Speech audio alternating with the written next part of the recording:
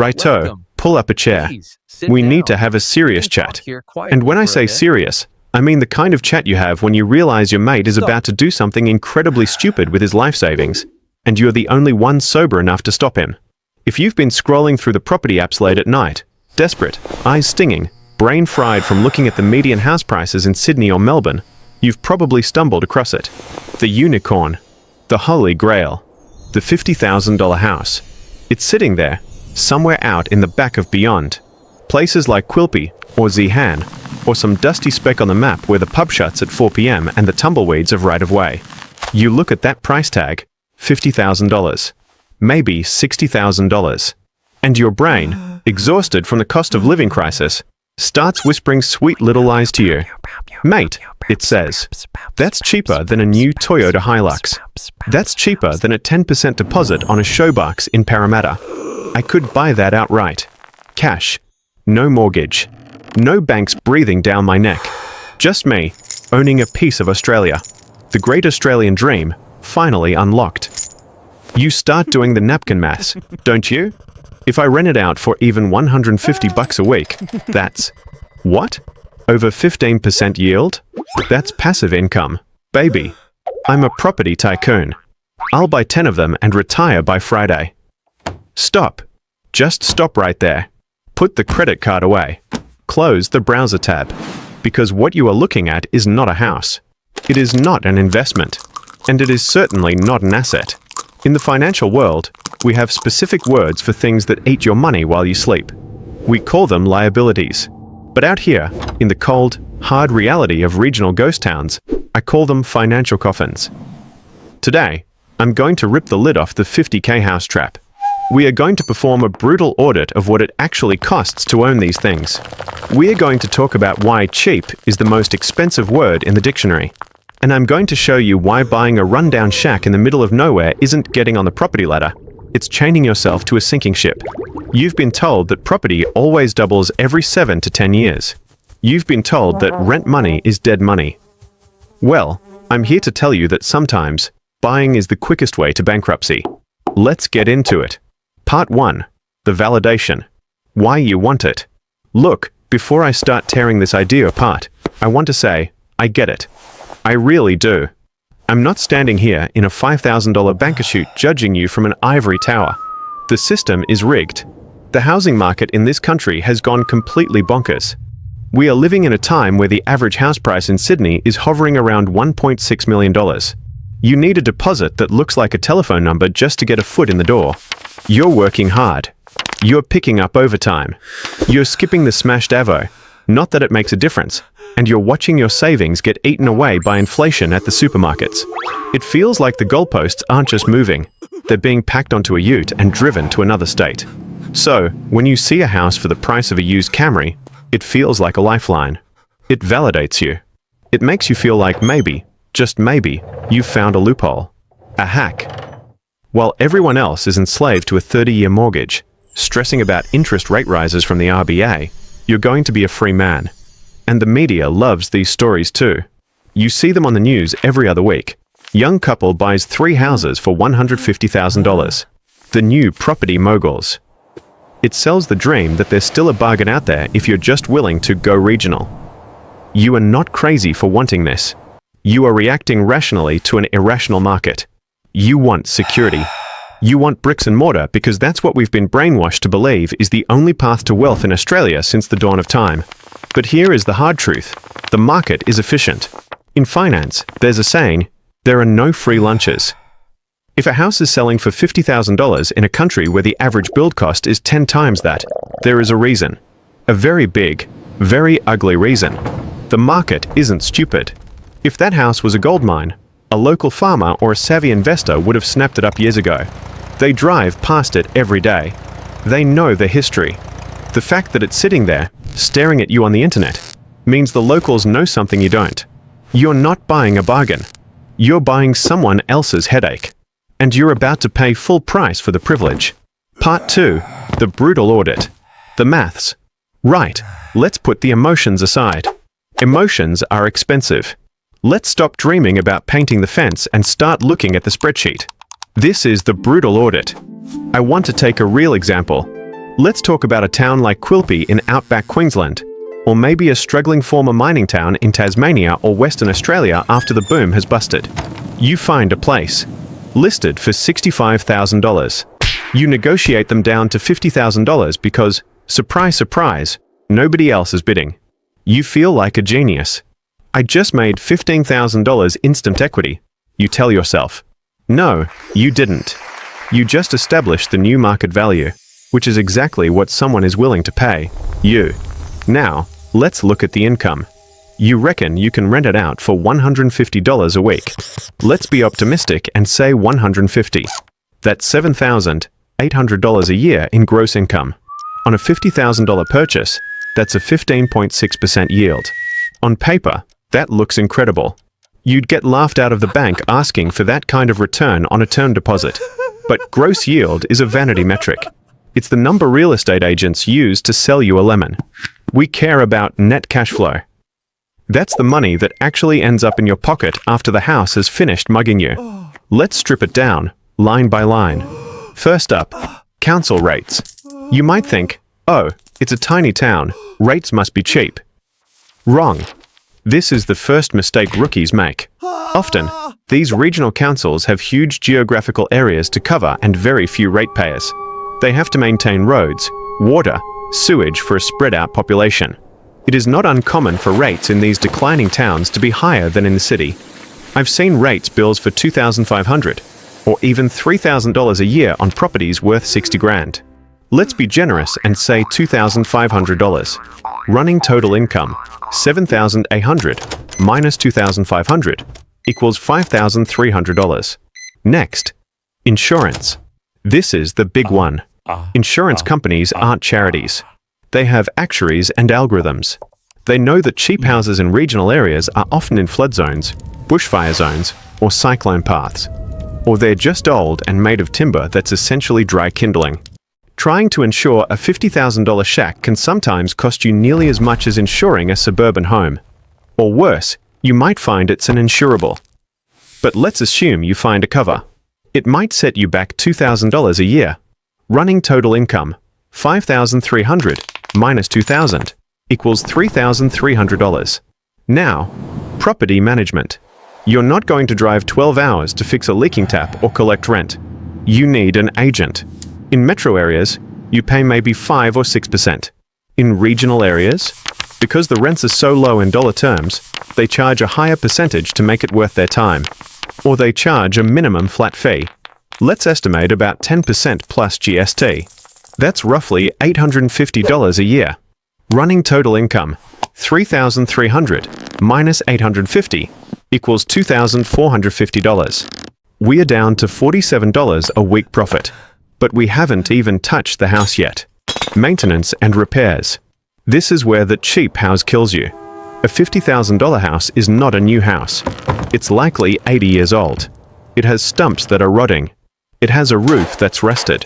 It has wiring that was installed before television was invented. When the hot water system blows up, and it will, that's $1,500. When the termites have a buffet on your floorboards, that's thousands. And here's the kicker. The regional tax on trades. You are in the middle of nowhere. You have to pay a call-out fee that includes travel time. A simple plumbing job that costs $200 in Brisbane becomes $600 because the plumber has to drive 2 hours from a next big town to get to you. Let's conservatively allocate $2,000 a year for maintenance. And honestly, I'm being very, very nice with that number. One bad storm and that number triples. Running total income, $2,450 minus $2,000 equals $450. So, for all your risk, for all your hassle, for all the paperwork, you are left with $450 a year. That's $8.65 a week. You can't even buy a schooner of beer for that anymore. But wait, there's more. Vacancy rates. All that maths assumed you had a tenant 52 weeks a year. In these towns, the economy is often fragile. It's usually a one-industry town. If the local mine shuts down, or the abattoir lays off staff, half the town leaves. Your house sits empty. If it sits empty for just 4 weeks, you lose $600 in rent. Suddenly, your $450 profit becomes a $150 loss. If it sits empty for 3 months, you are bleeding money. You are paying rates and insurance on an empty box. You are now subsidizing your tenantless house with your own salary. That is not an asset. That is a dependent child. And finally, the silent killer, opportunity cost. This is the concept most people miss. You took $50,000 cash to buy this house. That money is now locked in concrete and timber in the middle of nowhere.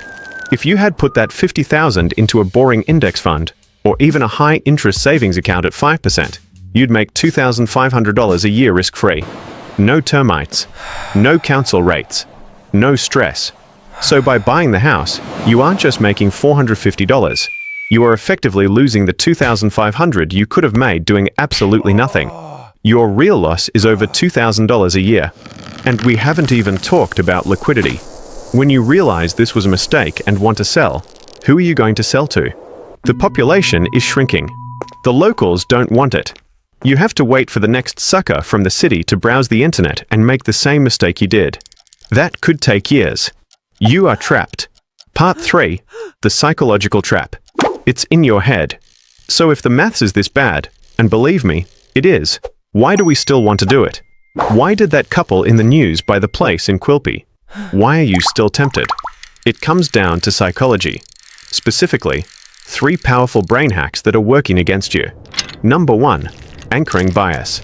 You are anchored to the price of Sydney on Melbourne real estate.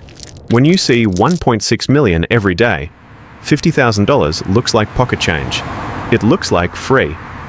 Your brain fails to evaluate the asset on its own merits. You're judging it solely by comparing it to something completely different. It's like buying a rotten apple for $1 because the fresh apples are $10. You think you saved $9, but really, you just wasted $1 on garbage you can't eat. You aren't buying value. You are buying a discount on a price that was irrelevant to begin with. Number 2, the tangibility trap. We are obsessed with things we can touch. We trust bricks. We trust dirt. We don't trust numbers on a screen. A share portfolio worth $50,000 feels abstract. It feels like gambling. But a house worth $50,000 feels real. You can stand in it. You can knock on the walls. You can drive your mates out there and point at it. But the market doesn't care about your feelings. The market pays you for value, not for solidity. A share in a profitable company like Commonwealth Bank or BHP is a slice of a money-making machine. A derelict house in a dying town is a slice of a money-losing liability. Just because you can touch it doesn't mean it's valuable. You can touch a pile of manure, too. Doesn't mean you should invest your life savings in it. Number 3, the status anxiety. Tall poppy syndrome.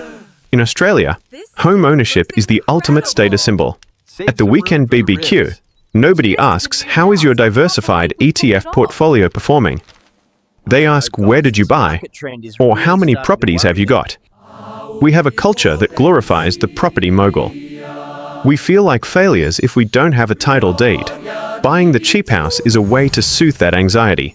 It's a way to tell your mates, yeah, I just picked up an investment property. It sounds good. It strokes the ego. But wealth isn't about ego. Wealth is about net worth. And buying a dud asset is the fastest way to lower your net worth while looking successful. Don't let your ego write checks your bank account can't cash. Part 4. The Aussie strategy. The real way out. So, what do? You've got 50 grand saved up. Bloody good effort, by the way. Most people don't have that. Do you just give up? Do you blow it on a trip to Bali and a jet ski? No. You get smart. You play the game by the rules of the rich, not the rules of the desperate. Here is the Aussie strategy for that 50 grand, designed to actually build wealth, not just give you a headache. Strategy 1. The rentvestor mindset. Accept that you might be renting where you live for a while. That's okay. Renting gives you flexibility. Take that $50,000 and invest it into assets that actually compound. If you are dead set on property, look at REITs, real estate investment trusts. You can buy shares in commercial property, industrial warehouses, or shopping centers. You get the rental income distributions and the capital growth, but you never have to fix a toilet. And you can sell them instantly if you need the cash. That is liquidity. You own the landlord business, not the building. Strategy 2. Supercharge your super. This is the most boring advice I will ever give you, and also the most profitable.